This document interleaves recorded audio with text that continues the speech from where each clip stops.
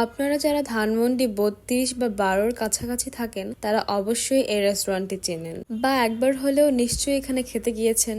আর আমি আজকে এই রেস্টুরেন্ট নিয়ে কিছু কথা বলবো। বর্তমানে সোশ্যাল মিডিয়ার যুগে এদের নেই কোনো ফেসবুক পেজ, নেই কোনো প্রমোশনাল ভিডিও, তারপরও কি এখানে কোনো খেতে আসা মানুষের কমতি আছে? মোটেও না। দেখতেই পাচ্ছেন আশেপাশে মোটামুটি ভালোই মানুষজন আছে। আর এই রেস্টুরেন্টের বয়স নাকি ৭ থেকে ৮ বছর হয়ে গেছে। অবশ্য আমিও এখানে ৩-৪ বছর ধরে আসা যাওয়া করি। প্রায় ধানমন্ডি গেলে এখানে আমার খাওয়া হয়, কারণ এই জায়গাটা হচ্ছে রিজনেবল প্রাইসের মধ্যে বেস্ট খাবার আপনাকে প্রোভাইড করবে। অনেকবারই যেহেতু আমার এখানে যাওয়া হয়েছে, তাই এবার ভাবলাম একটা রিভিউ দিয়ে দিই এই রেস্টুরেন্ট নিয়ে। আর যারা চিনেন না এই রেস্টুরেন্টটি তাদেরকে বলছি, এটার ইজি লোকেশন হচ্ছে ধানমন্ডি ৩২-এর এখানে যে মাস্টার মাইন্ড স্কুলটি আছে সেটার অপোজিটই।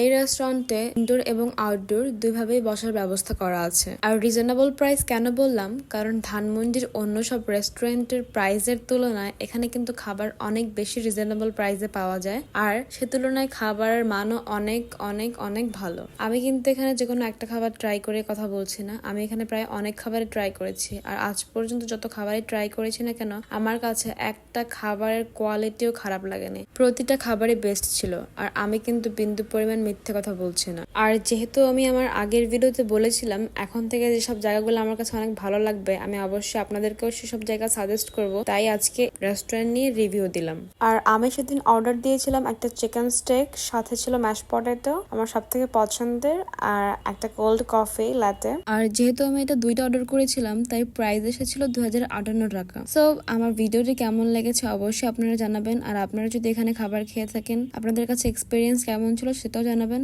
ভিডিওটি আজকের এ পর্যন্তই। আল্লাহ হাফেজ।